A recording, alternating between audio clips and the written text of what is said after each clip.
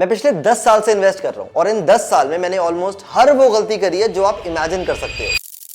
पर इन गलतियों के साथ साथ और पिछले 1.5 साल में 200 पोर्टफोलियो रिव्यू करने के बाद मुझे काफी क्लियर पैटर्न समझ में आना शुरू हो गए और इन सारी गलतियों को देख के मैंने एक फ्रेमवर्क बनाया है जिसको यूज करके आप कोई भी पोर्टफोलियो रिव्यू कर सकते हो, अपना खुद का भी, आज ही। एंड ट्रस्ट मी, ये करने के बाद आपके रिटर्न्स में 1 साल में जमीन आसमान का डिफरेंस आ सकता है। अब देखो, मेजरली इन्वेस्टर्स को लगता है कि उनका पोर्टफोलियो हरा है अगर, तो काफी अच्छा पोर्टफोलियो है। ये वैसा ही है जैसे अगर आज मुझे अच्छा फील हो रहा है तो मैं मान लूं मैं हेल्दी हूं, भले ही मैंने 5 साल से बीपी चेक ना किया हो, लेकिन मुझे आज अच्छा एहसास हो रहा है तो मैं हेल्दी हूं। तो आइए इस वीडियो में आपको अपने पोर्टफोलियो का बीपी कैसे चेक करना है मैं आपको ये सिखाता हूं। एंड ट्रस्ट मी, आपको ये काफी वैल्यूएबल लगने वाली है। तो आइए शुरू करते हैं।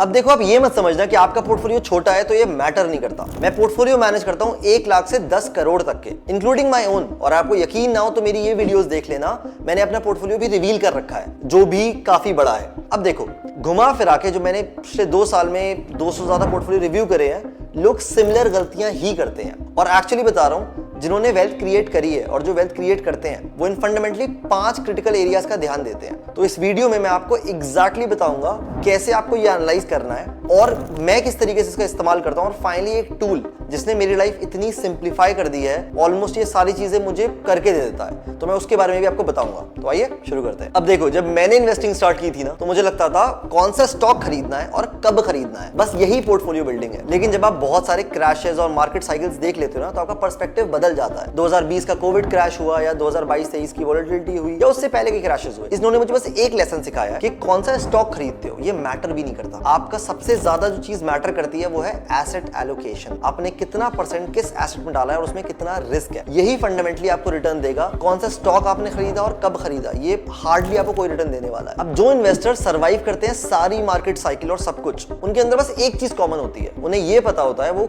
कौन सी चीज के लिए कितना रिस्क ले रहे हैं और उससे कितना प्रॉफिट हो सकता है। सट्टा नहीं है ये। आपको लग रहा होगा कि लोग गैम्बलिंग कर रहे हैं, नहीं है यार। जो अच्छे इन्वेस्टर्स हैं वो गैम्बलिंग नहीं कर रहे हैं। लोगों को पता है वो क्या खरीद रहे हैं और क्यों खरीद रहे हैं। मैं एग्जांपल देता हूं आपको। लास्ट ईयर ही मैं रिव्यू कर रहा था एक बंदे का पोर्टफोलियो, 50 लाख का पोर्टफोलियो था और काफी अच्छा रिटर्न भी था। तो इनिशियली उनको भी लग रहा कि वो बहुत स्मार्ट है, मुझे भी लगा कि बहुत अच्छा पोर्टफोलियो है। जब थोड़ा सा और ध्यान से देखा ना, तो इतना ज्यादा कंसंट्रेशन रिस्क था उस पोर्टफोलियो के अंदर कि एक क्वार्टर पूरे 2-3 साल के रिटर्न को गायब कर सकता था। इसीलिए इंपॉर्टेंट है कि आप ये ध्यान दो कि मैं कितना रिस्क ले रहा हूं और उससे मुझे कितना रिटर्न मिल रहा है। अब ज्यादा टाइम वेस्ट नहीं करते, सीधे मैं उन 5 क्रिटिकल एरियाज के बारे में बात करना शुरू करता हूं जो आपको ध्यान देने हैं। अब सबसे पहले आता है स्ट्रैटेजिक एसेट एलोकेशन। ये लिटरली पहली चीज है जो मैं किसी भी पोर्टफोलियो में देखता हूं और आपको भी देखनी चाहिए। अब आपको दुनिया भर के लोग मिल जाएंगे बताते हुए कि आप 100 का नंबर ले लो, इसमें से जो आपकी एज है उतना पार्ट आप डेट में रखो और बाकी पार्ट आप इक्विटी में रखो। मतलब अगर आप लेट्स से 35 साल के हो तो 35% आप डेट में रख लो और रिमेनिंग 65% आप इक्विटी में रख लो। बहुत ही अच्छा फॉर्मूला है, लेकिन अगर सेकंड क्लास के बच्चे हो तो ही, क्योंकि रियलिटी इससे बहुत ज्यादा कॉम्प्लिकेटेड है। अगर आप ये रूल फॉलो करते हो ना, बहुत ही बकवास और नॉनसेंसिकल सा रूल है, चीजें काफी कॉम्प्लिकेटेड है इससे ज्यादा। मतलब क्या करना चाहिए आपको? सबसे पहली चीज, ज्योग्राफिकल डाइवर्सिफिकेशन। आपका पैसा कितनी ज्योग्राफीज में इन्वेस्टेड है और कितना इन्वेस्टेड है, ये आपको देखना पड़ेगा। दूसरी बात, फैक्टर एक्सपोजर। आपका जो पैसा है वो कितने फैक्टर्स में इन्वेस्टेड है और कैसे स्प्लिट हो रखा है, ये भी बहुत इंपॉर्टेंट फैक्टर है। तीसरा है आपका मार्केट कैप का एक्सपोजर। आपने कितने मार्केट कैप्स में इन्वेस्ट किया हुआ है और कितने परसेंट एलोकेट किया हुआ है हर मार्केट कैप के लिए, ये भी आपको देखना बहुत बहुत बहुत इंपॉर्टेंट है। मैं आपको एग्जांपल देता हूं। मैं पिछले 2 साल से पोर्टफोलियो रिव्यू कर रहा हूं ये यूट्यूब से, अराउंड 200-250 पोर्टफोलियो रिव्यू किए मैंने। ऑलमोस्ट 90% लोगों ने सेम गलती कर रखी है। एटलीस्ट 80 से 90% जो लोगों का पोर्टफोलियो है वो इंडिया में है, सबका।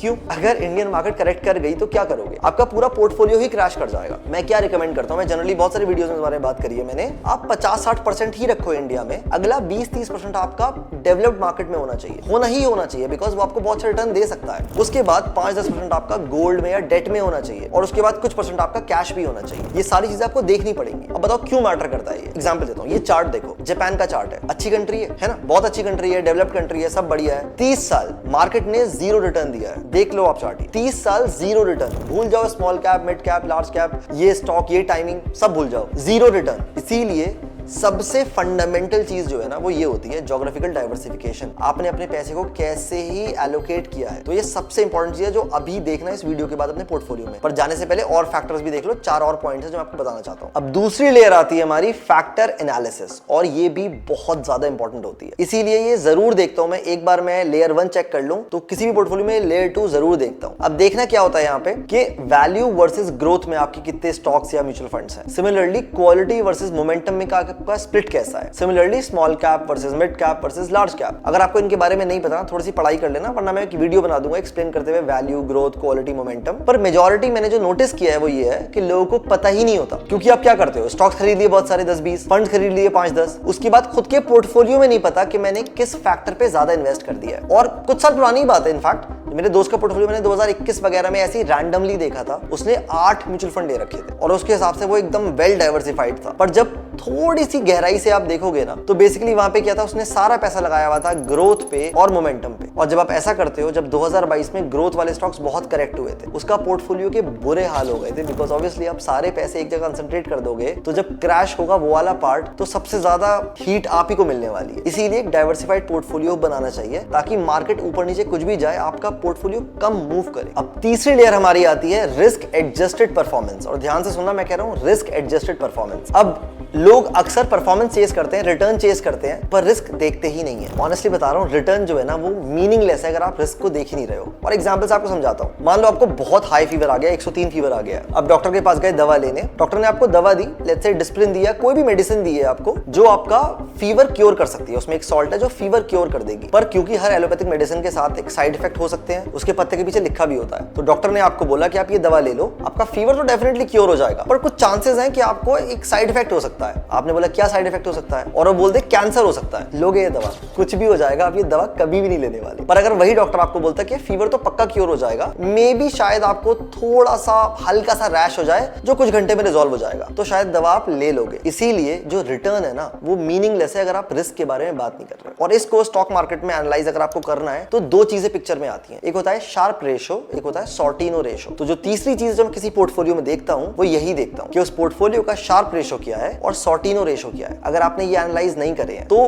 कोई सेंस बनता नहीं है। अब सोच के देखो, एक बंदा है जिसने 100 रुपए इन्वेस्ट किए, रिटर्न उसको 10% मिल जाएगा और रिस्क बहुत कम है, वर्सेस एक बंदा है जिसने 100 रुपए लगाए हैं, पूरे गायब हो सकते हैं, पूरे 100 के 100 जीरो हो सकते हैं, और रिटर्न कितना मिलेगा, हाँ 10% मिल जाएगा। कोई सेंस बनता है इस बात का? तो आपको ये भी जरूर देखना पड़ेगा। अगर नहीं पता इसके बारे में पढ़ लेना, शार्प रेशो के बारे में और सॉर्टिनो के बारे में, अदरवाइज मैं एक और वीडियो बना दूंगा इसको समझाते हुए। लेयर 4 है हमारी कॉस्ट स्ट्रक्चर ऑप्टिमाइजेशन। अब पूरी दुनिया ऑब्सेस्ड है और शायद आपको भी पता हो कि भाई एक्सपेंस रेशो देख लो, एक्सपेंस रेशो देख लो, म्यूचुअल फंड ले रहे हो तो एक्सपेंस रेशो देख लो। पर इसके अलावा भी चीजें होती हैं यार। अगर मैं किसी पोर्टफोलियो देखता हूं तो मैं एनालाइज करता हूं उसकी बहुत सारी कॉस्ट। एक ट्रांजैक्शनल कॉस्ट होती है, आपका एक्सपेंस रेशो तो डेफिनेटली होता ही है, पर साथ में आपकी टैक्स इनएफिशिएंसीज भी होती हैं जो बहुत इंपॉर्टेंट है समझना, क्योंकि इससे काफी रिटर्न चेंज हो जाता है। और मैं आपको एग्जांपल समझाता हूं। मान लो आपने किसी डेट फंड में इन्वेस्ट किया और 2 साल के लिए इन्वेस्ट किया और आपने 1 लाख रुपए इन्वेस्ट किए, और आपको 2 साल के बाद उस फंड ने 10% रिटर्न दिया है, तो आपके 1 लाख रुपए हो गए हैं 1,10,000, क्योंकि ये डेट फंड है। और मैं मान के चल रहा हूं आपकी सैलरी 20-25 लाख से ऊपर है, तो आप 30% वाले टैक्स ब्रैकेट में हो। तो जो आपने 10,000 रुपए कमाए हैं, डेट फंड्स में जो टैक्सेशन लगता है वो आपके स्लैब रेट के हिसाब से लगता है, मतलब आपको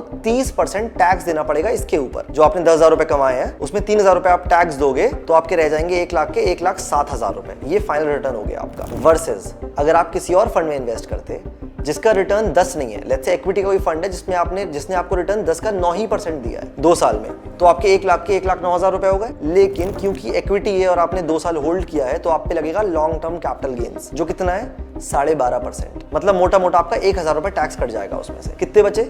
1,08,000। तो भले ही इस फंड ने आपको रिटर्न कम दिया है, लेकिन अगर आप टैक्स को ध्यान में रखते तो ज्यादा पैसे आप इस फंड से कमाते रादर देन उस वाले फंड से कमाते। वैसे ही ELSS फंड होते हैं जिसमें 3 साल का लॉक इन होता है और साथ में आपको टैक्स का बेनिफिट मिलता है। बहुत सारी चीजें होती हैं जो एनालाइज करनी होती है पोर्टफोलियो के अंदर, कि आप पैसे तो कमाओ, साथ में टैक्स को भी आपको ऑप्टिमाइज करना होता है, तभी आप एक ज्यादा पैसा कमाते हो लॉन्ग टर्म में। अब देखो लेयर 5 है हमारी आखिरी layer, liquidity and rebalancing framework. अब जब भी आप अपना पोर्टफोलियो बनाते हो, आप भले ही सोच लो कि मैं 10 लाख रुपए लगाऊंगा और ये पैसे मुझे टच नहीं करने 5 साल तक, पर यार जिंदगी का क्या ही भरोसा है, शायद आपको एकदम से जरूरत पड़ जाए पैसों की, और पड़ जाती है कई बार जिंदगी में। हमें थोड़ी पता होता क्या होने वाला है, मुझे नहीं पता अगले 10 मिनट में क्या होने वाला है, तो भले हम कितनी प्लानिंग कर लें लेकिन नहीं पता होता है। तो इसका मतलब क्या है, जो आपने पैसे इन्वेस्ट करे हैं वहां पे थोड़ा सा 1% चांसेस ये भी हो सकते हैं कि आपको पैसे निकालने पड़ जाए। मतलब क्या होता है, लिक्विडिटी। अब कुछ चीजें हाईली लिक्विड होती हैं। फॉर एग्जांपल अगर आप लार्ज कैप में इन्वेस्ट कर रहे हो या आपके FD के पैसे हैं वो सारे हाईली लिक्विड में कैलकुलेट करे जाते आते हैं। फिर आता है आपका जो मीडियम लिक्विड होते हैं, मतलब जो आपने मिड कैप में इन्वेस्ट किया है, स्मॉल कैप में किया है, थोड़े से मीडियम लिक्विड है। And then there is something which is एकदम लो लिक्विडिटी होती है।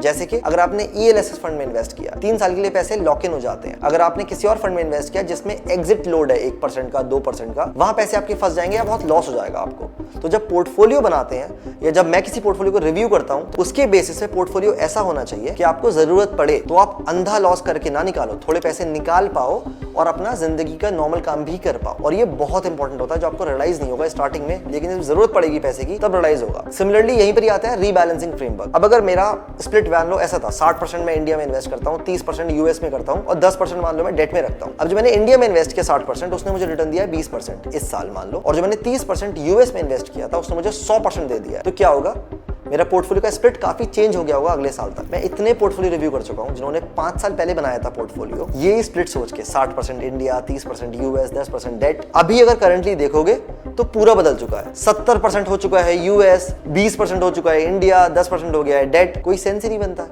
आपको हर साल एटलीस्ट साल में एक बार तो रीबैलेंसिंग करनी पड़ेगी बेस्ड ऑन जो आपके रिटर्न आए हैं, और तभी आप एक अच्छा पोर्टफोलियो लॉन्ग टर्म तक बना के रखोगे और ज्यादा रिटर्न कमाओगे। मैं आपको 3 केस स्टडीज बताता हूं जो मैंने पोर्टफोलियो रिव्यू करे हैं ना, जो मुझे बहुत बार पैटर्न मिला है। तो मैं आपको बता देता हूं, अगर आपने भी गलती कर रखी है तो सही कर लेना। सबसे पहली केस स्टडी, एक बंदे का पोर्टफोलियो रिव्यू कर रहा था मैं। 8 म्यूचुअल फंड थे अप्रोक्सीमेटली, सारे लार्ज कैप थे, सारे के सारे लार्ज कैप। उनको लग रहा था अलग अलग AMC के थे, कोई निपॉन का है, कोई मोतीलाल ओसवाल का है, कोई HDFC का है, अलग अलग AMCs का है, सब लार्ज कैप हैं, सब एक्टिवली मैनेज्ड है, एक्सपेंस रेशियो ज्यादा है, उनको लग रहा है डाइवर्सिफाइड है। अगर आप थोड़ा सा एक लेवल डीप देखोगे, जो मैंने देखा 70% जो स्टॉक्स थे ना उन सारे म्यूचुअल फंड के वो सेम थे। और कोई भी फंड आपने ले रखा है तो वो दिखाता है कि उस फंड के अंदर कौन से स्टॉक्स हैं, उसकी मेजॉरिटी होल्डिंग क्या है। तो इन भाई साहब ने मेजरली जो 8 फंड्स लिए हैं उसमें 70% स्टॉक सेम है जो सारे फंड ने ले रखे हैं। बेसिकली ये 8 अलग अलग AMCs को पैसे दे रहे हैं सेम ही स्टॉक के। कोई सेंस बनता है इस बात का?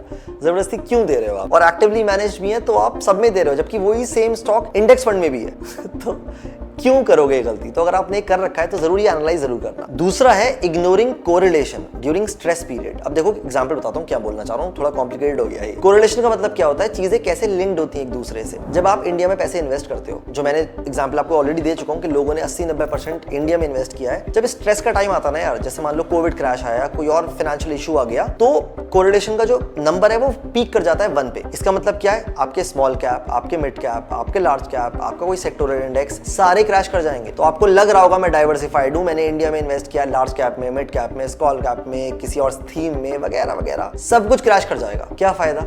तो जो आपने डाइवर्सिफाई किया भी था वो एक्टिव डाइवर्सिफिकेशन है ही नहीं। इसीलिए आपको जो मैंने बोला था ज्योग्राफिकल डाइवर्सिफिकेशन इसीलिए करनी पड़ती है। अलग अलग एसेट क्लासेस इसीलिए लेने पड़ते हैं जिनका कोरिलेशन लिंक्ड ना हो। अगर कोरिलेशन बन कर जाता है, पीक कर जाता है और सारे एक साथ क्रैश करते हैं तो क्या ही डाइवर्सिफिकेशन है, सारे तो क्रैश कर गया। तीसरा इशू जो बहुत कॉमन है वो है नो सिस्टमैटिक रीबैलेंसिंग, जो मैंने आपको भी बोला भी। आपने पोर्टफोलियो आज बनाया है, 1 साल के बाद रिटर्न आया होगा आपको, किसी में लॉस है, किसी में प्रॉफिट है, कहीं पे कुछ है, कहीं पे कुछ है। अगर आपने जो स्प्लिट सोच रखा है कि मैं 60% यहाँ पे डालूंगा, 20% यहाँ पे, 10% यहाँ पे, 5 यहाँ पे, 5 वहां पे, 1 साल के बाद रीएनालाइज तो करो आपका इस टाइम, और इन्वेस्टेड अमाउंट मत देखा करो, करंट अमाउंट देखा करो।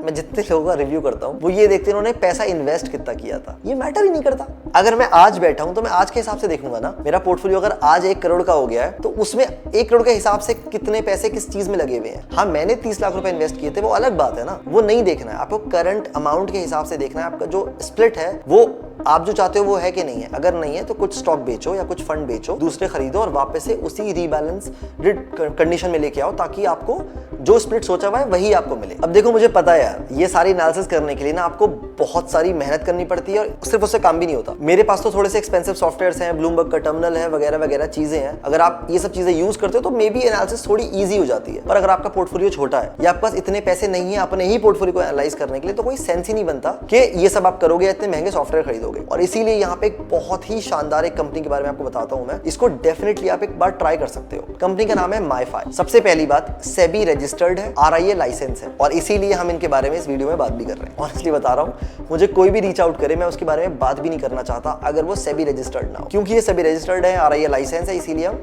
इस बारे में बात कर लेते हैं, बिकॉज काफी सेफ है। मैं जनरली भी अपनी वीडियोस में ग्रो, ज़ीरोधा इनके बारे में बात करता हूं, और अब माईफाई के बारे में कर रहा हूं, क्योंकि सारी सेफ कंपनीज है, मुझे पता है कहीं भागने वाली नहीं है। तो है क्या ये?